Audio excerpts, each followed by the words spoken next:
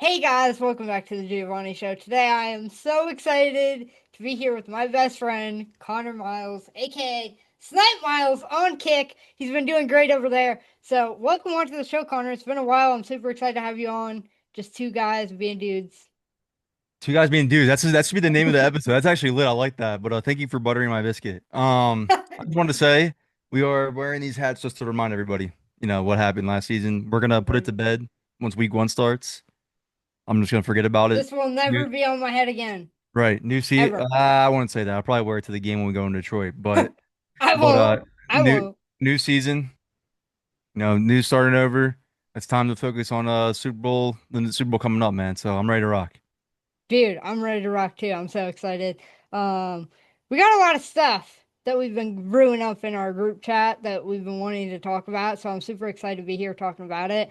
I think the number one thing that we just wanted to discuss is this Jalen Hurts disrespect and this slander that keeps going on. So I guess I'm here to ask you, why is this slander and this hatred towards Jalen Hurts continuing when the guy has proved he can compete at the highest stage? This would pro if people outside of the Philadelphia Eagles fan base listen to this podcast episode, this might offend them a little bit, but this is just the truth, and I'm gonna full out say the truth. The average football fan doesn't know how to judge or evaluate Jalen Hurts as a football player. That he's an anomaly when it comes to how he plays the position. And when I say an anomaly, and everybody's gonna be like, "Whoa, you're talking like he's one of the greatest players of all time." No, I'm not. I'm just saying he's completely different, and you don't understand it.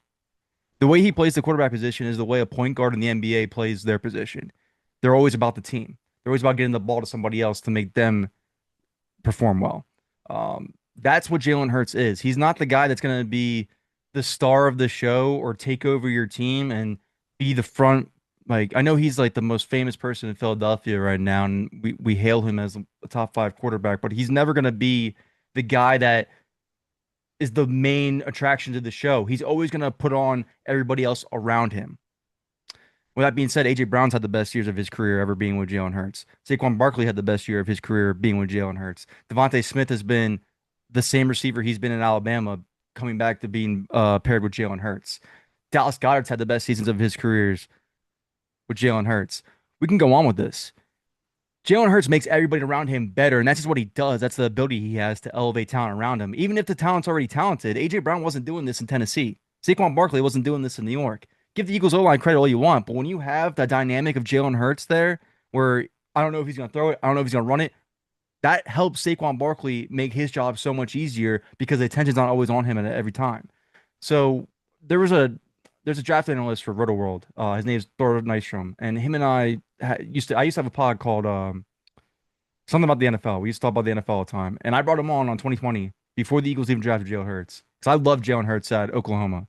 I wasn't a huge fan of Alabama, I will admit, but at Oklahoma when he developed into the passer he was under Lincoln Riley,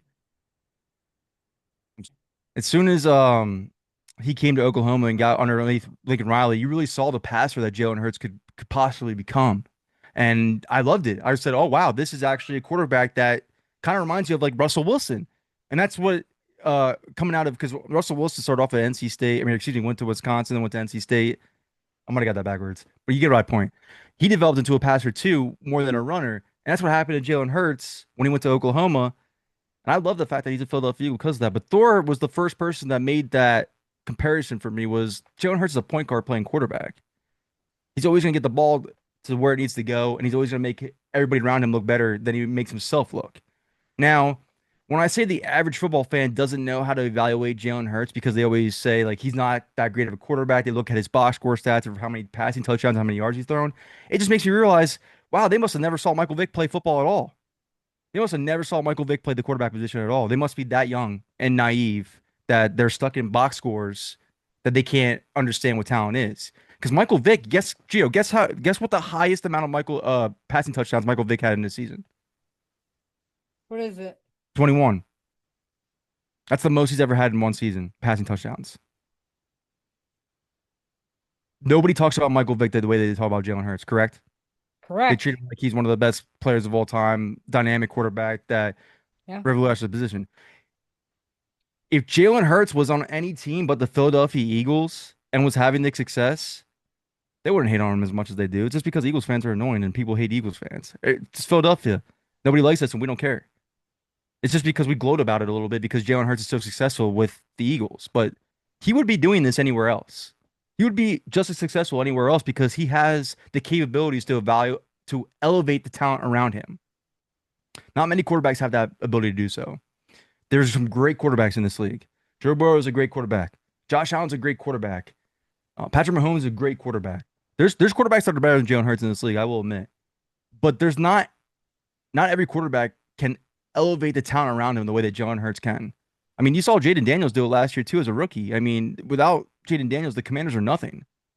And they were a very bad roster, and he took them to the NFC Championship because he elevated the talent around him. Nobody's going to crown him as a top five, top 10 quarterback. They don't really need to either. He'll get there eventually, and arguably you can put him in your top 10 now, but he has that ability too. But don't forget who had it first, or who showed it not who had it first, but who showed it immediately. The guy that you keep hating on, Jalen Hurts. That's what Yeah. he does. So Yep. the problem with why everybody's still disrespecting Jalen Hurts and why he doesn't get the credit he deserves is because the truth is the average football fan does not know how to evaluate Jalen Hurts and what he does and what he brings to the football team. They don't know. Yeah, I agree. I can't agree more. I love that analogy. I know we honestly we've been talking about this for weeks, but the point guard, Jalen Hurts being the point guard, has to be one of the best analogies that I've ever heard. When it comes to Jalen Hurts, just because the way social media really just picks that guy apart when it really comes to anything, and I think he's honestly done a good job at being private about it, off the field, but I mean, that's another thing, another leadership quality that he has that a lot of other players don't have. I think even the Patrick Mahomes of this league or the Joe Burrows of this league would be more vocal about it if they were suffering from the constant hate that Jalen Hurts is being treated with. Oh yeah, I mean, um, most quarterbacks respond to the hate with like Dak Prescott gets hate on a lot. The way that he goes about it is he kind of just brings up his accomplishments. Nothing against him, but that's not Jalen Hurts is never going to do that. He's just going to give you some kind of one-liner quote that you want to use for the rest of your life and put it on a t-shirt. It's the truth. Money's nice, championships are better. Yeah, and that's a winner right there. That's a winning mentality. You know, drown out the outside noise, don't care about it at all, and continue to win the way he does. And he's has one of the highest winning percentages of all of football among starting quarterbacks. So that's the reason why for it. Dude, I'm gonna make an edit of us saying this into Jalen Hurts saying money is nice, championships are better, and then we're gonna go viral, just so you know. All I right, I hope so, man. just that My mom's hoping on it. dude, I hope so, dude. We can talk talk about it over dinner at her house. So don't worry, I'll be there. Man just invited Next, himself to my mom's house. dude, I've been doing it for years, dude. I've just never Oh been there. wow, is that a roast? Dude, kinda. Is that Sam Howell comes to the Philadelphia Eagles. Let's talk about it. What are your I mean, thoughts? it makes perfect. Look, I'm gonna be honest with you, and a lot of people are gonna be like, "Whoa, what is he talking about? Screw that. That's a horrible idea." But I was on board with if calling up the Colts and asking them for Anthony Richardson. When you're the Eagles and you're Howie Roseman, you have a general manager like Howie Roseman. You feed the quarterback pipeline until it's dead. Wanna know why? Because the guy is the best of the NFL at flipping quarterbacks for draft assets. He's made Quarterback factory. Bro, he's made 7 quarterback trades. There's been 9 total quarterback trades in total under his since he's been with the Eagles, but he's only done 7 of them, chipped the 2 other ones. And he's gotten a draft pick back every single time that he's traded a quarterback. Now, they had a situation, Jalen Hurts' first year starting with the Eagles in 2021, where they had Jalen Hurts and Joe Flacco in the quarterback room, and then they went out and traded for Gardner Minshew. And then they'd rolled with those 3 quarterbacks for a month. And then Sam Darnold got hurt with the Jets or had mono, and the Jets called and said, "Can we please have Joe Flacco? We need him." And the Eagles got a 6 round pick out of it. Tanner McKee's is probably gonna miss week 1, so the Eagles needed to get a better backup quarterback because if Hurts goes down, you can't go into that game. You can't put Kyle McCord or Dorian Robson or Thomas Robinson into that game. DTR, you can't put that in that game. Those guys are not capable of winning games for you. They're capable of losing games for you. So Sam Howell maybe not be the greatest, but that's probably the most talented quarterback 3 you can get your hands on. That's not a rookie, 1st round pick, like Jackson Dart for the Giants. Because to me, in my opinion, quarterback threes, they should be on the practice squad, and then if you need them, you elevate them from the practice squad for emergency situations. But in this case, I think it was a smart trade. And who's to say in a month from now, when a team has quarterback injury, because it happens, this is football, this is the league, they don't call and say, "Can we get Sam Howell?"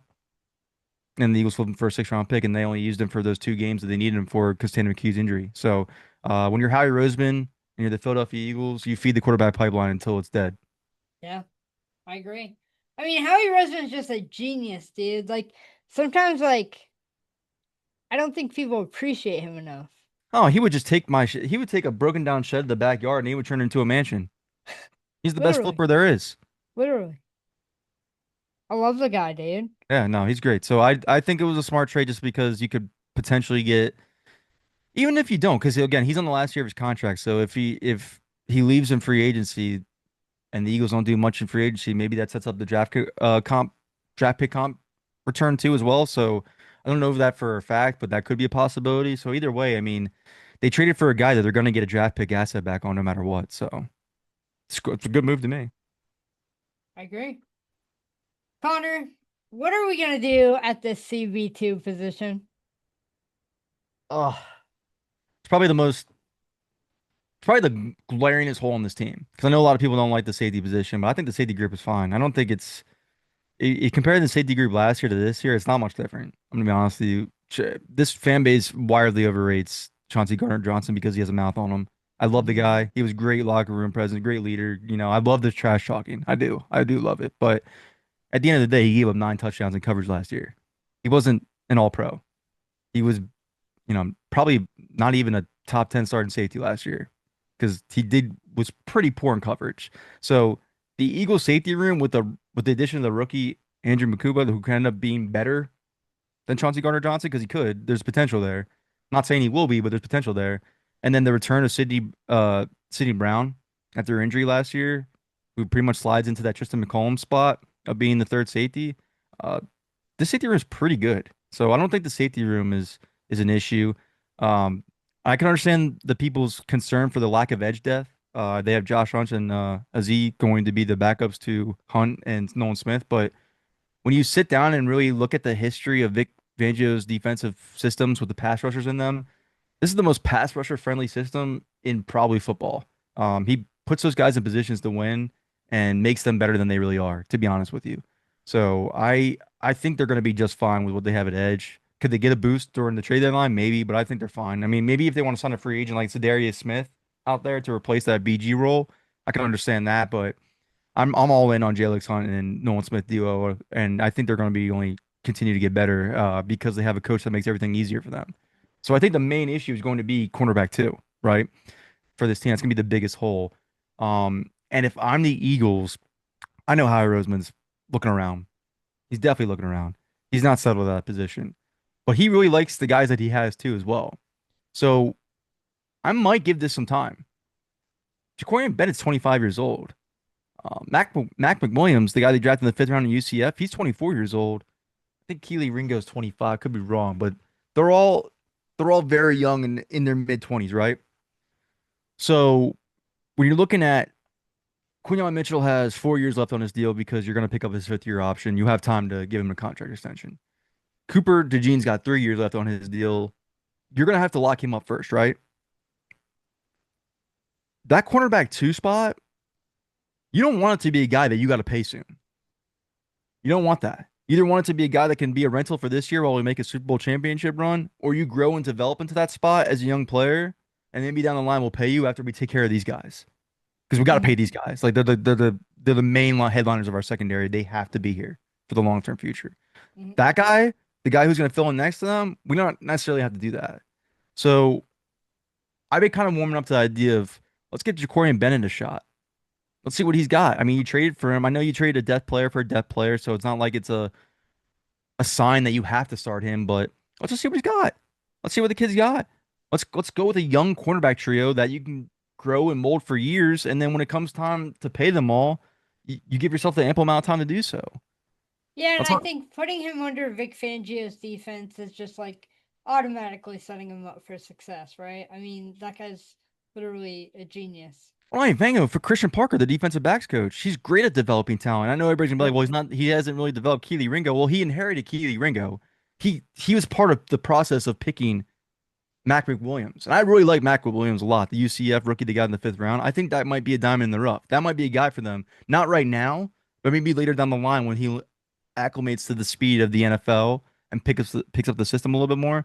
I don't know if it's going to be this year, but it potentially towards the end of the year, if they're struggling at the cornerback two position, they want to throw somebody else in there. It could be Mac McWilliams as he learns as he goes, and that would be great for the Eagles because I think that's another draft pick that you have for 4 more years that you don't have to worry about contract wise, and you can focus on Cooper DeJean and then Quinyon Mitchell afterwards. So I that's why I've been warming up to the younger guys because I want to see the younger guys get a shot to be the answer for that. Because in all reality, the cornerback that they have to be the answer there is not going to be as good as Cooper DeJean and it's not going to be as good as Quinyon Mitchell because they can't afford to pay all three of those guys like top cornerback money. You could probably pay two of them, and it's Yeah, going to be Cooper and it's going to be Quinyon. So I want to see one of the younger guys develop into be one of those guys for them long term so they don't have to keep asking this question every year because I don't know if you really noticed, but since really Nick Sirianni came into the building, they've been rotating the corner starting outside of every year. Like they have a new outside starting corner every yeah. season. Quinyon last year, James Bradbury the year before, James Bradbury the year before, Steven Nelson the year before. Like there hasn't been long-term solution there at that point.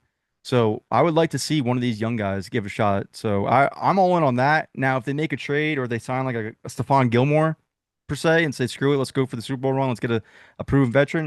I'm not gonna hate that move either. But personally, right now, I think I just want to see what the younger guys can do. I I'm, agree. I'm fine with giving them time, man. A front seven makes a secondary better. So if this front seven's as good as everybody thinks it's going to be, the weakest link in the secondary being the cornerback too is not a bad. Not, being the other outside corner is not really that bad of a thing if you think about it. Yeah, I agree. Um, what's your biggest surprise from the 53-man roster cut down? I think it was Antoine Powell Ryland. I thought he was going to make the team. Now he's probably going to be brought back on the practice squad if he doesn't get claimed on waivers. But again, it's hard to really evaluate guys that are going against a bunch of third stringers and guys that aren't going to make the team anyways. But he looked solid, I thought, in the preseason. And I thought that was a guy that they would want to like develop a little bit more. And that doesn't mean they don't when they put him on the practice squad. There's nothing wrong with being on the practice squad. You can develop talent on the practice squad, and then they can Definitely make can. impacts to your 53-man roster. Ben Van Simmerman's a great recent example of that. The starting fullback for the Eagles now. I think they have something in there with him, and I thought he would make the team. So I was kind of surprised that they ended up cutting him because Azio Juliar from the Giants they brought in has really just been has done nothing so far to really warrant keeping that spot other than his track record. And he has a pretty vast injury history as well. So I kind of really thought that they would keep Powell Ryland, but I'm hoping they get him back on the practice squad to stash him real quick because I think they're going to need him going further. Because there's guys like Brett Toth that made the roster that I didn't expect him to. Because the Eagles are always like seem to bring him in when they need him and then get rid of him when they don't need him. So I thought that was going to be a guy they got rid of again, but they let him keep the roster, stay on the roster this time. So keeping Brett Toth and getting rid of Paul Ryland was kind of interesting to me. But again, Howie knows more than I do, so that's fine. Yeah. Yeah, and I did want to give a huge shout out to our friend Smigo because he called this Fred Johnson trade to come back to Philly. Hours I mean, before it happened. hours Hours. before it happened. So And random. it was like literally a shot in the dark, like in our group chat, just what if this happens? And then it did, which I was super surprised about in the first place, but made it 20 times better just that he called it. And I've seen some things where people said, why would you just re-sign Fred Johnson then and avoid losing the seventh round pick? Would you prefer Howie say, you know what, I made a mistake. Let me just hope and pray what I have will fix them, will become something, so my mistake will get fixed? Or would you rather him fix the mistake immediately? Come on now. That's an easy answer. I'd rather him fix the mistake immediately. So Yeah. a seventh round pick that, I mean, the Eagles' sixth round picks are barely even making the team this year. So no, there's no guarantees the seventh round pick's going to make the team next year anyway. So I'm okay with that trade because you can get more out of Fred Johnson right now than you can get out of that seventh round pick. Yeah. And you avoided paying his 142,000 salary bonus, signing bonus, but that's nothing, right? Yeah. Um, Hunter, Thank you so much for coming on the show today, dude.